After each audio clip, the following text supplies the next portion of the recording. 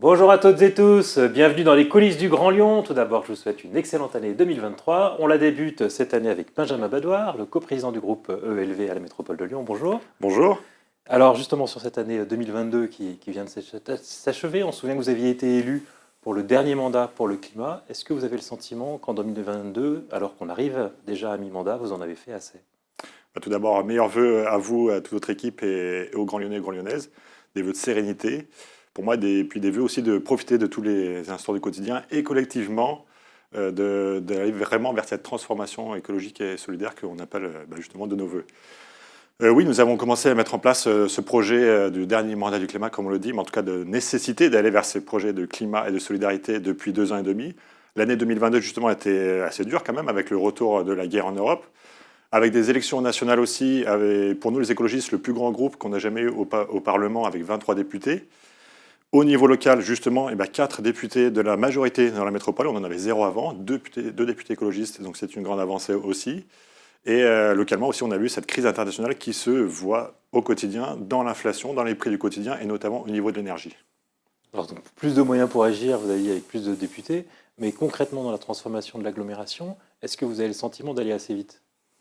Je crois que vu ce qu'il y a à faire, et vu l'enjeu énorme au niveau climat, surtout biodiversité et solidarité, c'est difficile d'aller assez vite. Mais je crois que nous, à notre niveau, avec les compétences qu'on a, on va vite, on va très vite. On va en parler certainement, mais on a mis énormément de mesures en place pour le quotidien et pour le moyen et le long terme. Et on aimerait vraiment que d'autres institutions, notamment régionales ou nationales, aillent vers cette transformation. On a vu Emmanuel Macron qui nous a dit pendant ses vœux qu'il a été surpris par le dérèglement climatique. On est mal parti avec un président comme ça. Au 1er janvier, hier, on changeait un certain nombre de choses dans l'agglomération. D'abord, c'est l'eau qui est gérée par une régie publique. Ensuite, c'est la ZFE. Désormais, tous les critères 5 seront pénalisables d'une amende de 68 euros. Alors tout à fait, pour l'eau, effectivement, depuis le 1er janvier, nous avons une régie publique de l'eau. On l'a vu cet été, on a eu des sécheresses comme on en a rarement eu. On a eu des canicules au mois de mai, il faut s'en souvenir, au mois de juin, en juillet et en août, ça n'est jamais arrivé. En 2022, c'était l'année la plus chaude jamais enregistrée en France. Donc voilà, il faut agir. Et notamment au niveau de l'eau, on sait qu'on va manquer de l'eau. Le débit du Rhône va baisser d'environ 30% d'ici 2050. Il faut aller vite, il faut travailler sur ces sujets. Et nous, on n'a pas voulu laisser en fait l'eau, notre eau que l'on boit au quotidien, gérée par une entreprise privée, qui a pour but quand même, le but final, c'est d'apporter des dividendes à ses actionnaires. Nous, on pense que ces bénéfices-là, les bénéfices qu'il peut y avoir avec l'eau, il faut les garder pour investir justement dans la rénovation du réseau d'eau et pour apporter une autre qualité. Concrètement, ça ne changera pas les prix pour les habitants de l'agglomération? Ça ne Vous n'avez changera pas pas les décidé prix. de baisser les prix comme ça a été fait? Ça ne changera pas les prix à court terme, mais d'ici la fin du mandat, on souhaite notamment apporter cette vision de solidarité dans les prix et d'apporter les premiers mètres gratuits, notamment pour les plus précaires. Ça va se mettre en place petit à petit. En tout cas, on est vraiment heureux de cette avancée. Ça fait des années qu'on en parle et enfin on le met en place. L'autre évolution, c'est la ZFE, on l'a dit. Tout à fait. Ça Donc à se met en partir place. depuis hier, rouler avec une critère 5 dans l'agglomération lyonnaise, on peut recevoir une amende de 68 euros. Alors c'est simplement pour le centre de l'agglomération. Et il faut rappeler que c'est une obligation légale. Nous suivons la loi mise en place depuis quelques années. Et évidemment, on met ça, on est d'accord avec cette loi parce que ça agit pour notre santé. On n'oublie pas qu'il y a des dizaines de milliers de morts chaque année, malheureusement, à cause des pollutions atmosphériques et notamment des pollutions liées aux pots d'échappement. Donc on agit à ce niveau-là, mais on agit sans oublier personne. On veut laisser personne au bord de la route et il y a des accompagnements pour chacune et chacun avec des aides financières et d'autres aides, d'autres dérogations. On me demande parfois, on me dit, moi j'utilise ma voiture que quelques fois par an, voire par mois, je ne vais pas la remplacer. Non, il ne faut pas la remplacer. Et il va y avoir des aides, des dérogations pour ce qu'on appelle les petits rouleurs, pour les personnes qui utilisent que rarement leur voiture. Donc on va pouvoir répondre à toutes les personnes. Mesure qui a été critiquée sur le plan social, puisqu'elle consiste à interdire les vieilles voitures, des gens les plus modestes, alors que ceux qui ont des voitures récentes, même si d'ailleurs ce sont des gros moteurs avec des gros chevaux, entre guillemets, elles seront autorisées. Alors la ZFE, c'est aussi une mesure sociale, c'est surtout une mesure sociale, parce que la voiture, ça coûte cher au quotidien, ça coûte très cher. Donc on développe à côté de la ZFE les alternatives à la voiture. On a justement doublé le budget du Citral, ça c'est jamais vu encore une fois, avec notamment 3 nouveaux trams qui vont arriver notamment dans les quartiers populaires, à Vaux-en-Velin, à Saint-Fond, avec le développement des voies lyonnaises. Développer les transports en commun, que ce soit une offre sociale, je comprends, mais la ZFE, j'ai du mal à vous suivre. La ZFE, si, parce que justement, les personnes aussi, le côté écologique et social est très lié. les personnes qui sont les plus pauvres, souvent, vivent dans les milieux les plus pollués. Au bord du périphérique, pardon, ce ne sont pas des grandes personnes très riches qui vivent au bord du périphérique, ce sont souvent des pauvres. Donc, ralentir et freiner un peu cette pollution vers le périphérique via la ZFE, c'est aussi aider ces personnes en difficulté sociale. Et comme je vous l'ai dit, on accompagne financièrement avec des aides de l'État et de la métropole jusqu'à 70% des personnes les plus précaires. Donc, c'est quand même assez énorme, on va bien plus loin que l'État. Et des accompagnements aussi, notamment avec ces vignettes petits rouleurs. Et on propose à tout le monde d'aller, on a créé une agence de mobilité. On souhaite, tout le monde peut aller vers cette agence de mobilité, leur téléphoner et les rencontrer pour demander toutes les questions sont possibles. On pourra donner des solutions à toutes les personnes qui en ont besoin. Une nouveauté du 1er janvier, c'est la hausse des prix des transports en commun. Alors Bruno Bernard a dit pas plus haut que l'inflation, c'est à peu près 5% pour le ticket qui passe d'1,90 € à 2 €, l'abonnement qui passe à 69,40 €, jusqu'à quand même plus 8% d'augmentation pour le ticket famille qui passe de 6 € à 6,50 €. C'était une absolue nécessité. L'inflation générale, elle est de 5 à 6% en France globalement. Vous allez plus loin sur le ticket famille. On va à peine plus loin sur le ticket famille et globalement, il y a 60% des personnes les plus précaires qui n'ont pas d'augmentation.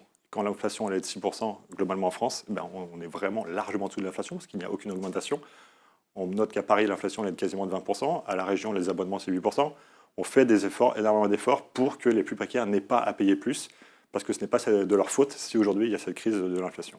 Après, l'inflation, vous avez l'air de considérer que tous les salaires ont augmenté de 5%, mais ce n'est pas le cas. Ah, tout à fait, ce n'est pas le cas, effectivement. Il faudrait accompagner énormément de salaires. C'est un effort supplémentaire à partir du 1er janvier pour utiliser les transports en commun dans l'agglomération lyonnaise. Et bien pour les personnes qui ont les moyens, oui, pour les 40% qui ont le plus de moyens dans l'agglomération lyonnaise, oui, c'est effectivement un effort. Néanmoins, ça reste beaucoup moins cher que d'avoir une voiture individuelle, car au quotidien et à l'année, c'est des milliers et des milliers d'euros que d'avoir une voiture individuelle. Donc on souhaite porter les gens, amener les gens vers plus de transports en commun. Et aussi, je vous en parlais tout à l'heure, des voies lyonnaises. Les vélos, il y a toujours plus chaque année de personnes qui prennent le vélo. Et nous avons déjà commencé en 2022 les premiers travaux sur la voie lyonnaise. Nous allons continuer un peu de partout dans l'agglomération. Et on rappelle que les vélos, donc c'est bon pour la santé, évidemment, c'est bon pour le climat. Et les gens ne font pas de vélo, ne se mettent pas au vélo aussi par peur et par insécurité. On peut augmenter les prix des transports en commun puisqu'on développe le vélo ? Non, c'est différent, évidemment. C'est vous qui avez fait le lien, c'est pour ça que je vous repose la question. C'est différent. En tout cas, on souhaite que les personnes fassent de plus en plus de vélo. Et notamment, c'est le côté sécurité qui font que les gens ne font pas de vélo. Et ces voies lyonnaises qui font jusqu'à 4 mètres de large, ça permet de rouler vraiment en sécurité. En plus, c'est végétalisé. C'est continu. Donc, on va continuer à mettre en place ces voies lyonnaises en alternative à la voiture. Si on se projette sur 2023, qu'est-ce que vous en attendez, vous ? Eh ben, on souhaite que 2023 se continue dans la transformation écologique et solidaire au niveau local. Donc, à la ville de Lyon, à la métropole, on continue ça. On n'a pas de doute, nous, sur nos travaux. On va continuer avec, on l'a vu ces derniers temps, il y a beaucoup de plantations d'arbres, de végétalisation un peu de partout dans la métropole. Donc ça, on va continuer. On a cette régido qu'on a dit qu'on allait mettre en place. On a quelque chose qui fonctionne très bien, c'est les composts de quartier, les bornes à compost. On avait commencé à l'automne 2021 dans le 7e arrondissement. Ça a tellement marché dans cet arrondissement qu'on a mis 20% de plus de bornes. On a mis ça en place à Villeurbanne cet automne avec 5 communes de l'Ouest lyonnais. Et en 2023, on va continuer dans quasiment tous les arrondissements de Lyon et au-delà.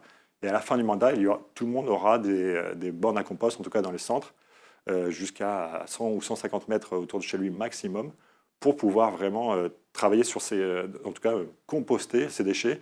Et on a eu dernièrement jusqu'à 60 tonnes par semaine qui étaient envoyées dans les composts. Donc c'est vraiment un gain pour la société et pour le quotidien. Et enfin, quelque chose qui me tient à cœur, évidemment, pour moi, c'est le règlement local de publicité que nous allons voter définitivement cette année pour avoir moins de pression publicitaire, moins de grands panneaux, moins de petits panneaux dans l'agglomération. Et même fin 2023, début 2024, il y aura la suppression des 120 écrans numériques dans les métros. Et c'est pour, je crois, tout le monde une vraie attente. Et ça sera mis en place par les écologistes et la majorité.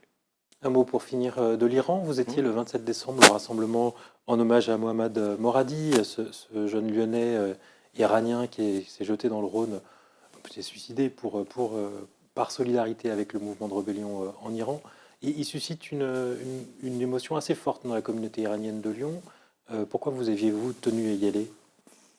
Effectivement, c'était un moment très fort. Nous étions quelques dizaines réunis d'Iraniens et de Français la semaine dernière en hommage à Mohammad Moradi. C'était effectivement très fort qu'il ait eu ce geste inconsidéré, mais justement, il était considéré, il était volontaire dans ce geste, c'est effroyable, c'est horrible, mais il l'a fait vraiment en connaissance de cause pour nous alerter, nous, occidentaux, sur cette révolution. Voilà, moi j'ai pas mal de connaissances en Iran et en France des Iraniens, et ils ont vraiment cette volonté d'arriver au bout de cette révolution. Il y a eu des révolutions, des révoltes dans les années 2000-2010. Là, tous me disent que ça va beaucoup plus loin. Il n'y a pas la volonté de changer de gouvernement, mais la volonté de changer de régime. C'est très différent. Et ce sont des gens qui ont 16 ans, 18 ans, 20 ans, qui sont dans les rues, principalement des femmes, en tout cas des femmes qui mènent ces révoltes, cette révolution, et suivies par des hommes. Et c'est ça qui est fort, c'est une révolution féministe. Donc nous, à la métropole de Lyon, à la ville de Lyon, on fait notre part symbolique.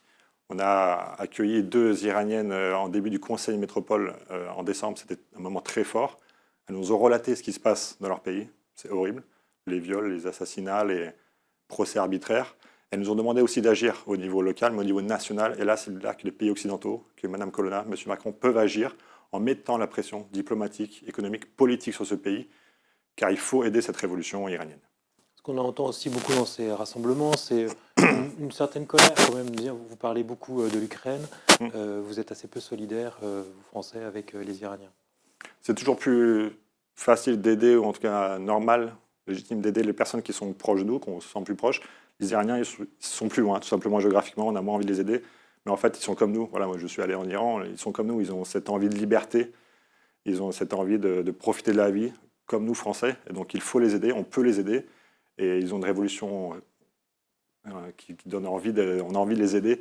Donc, continuons au niveau national, au niveau de tous les pays occidentaux. On doit mettre la pression, notamment via les institutions comme l'ONU. Benjamin Badouar, je vous remercie. Merci. Et puis moi, je vous dis à demain pour une nouvelle émission des coulisses du Grand Lyon.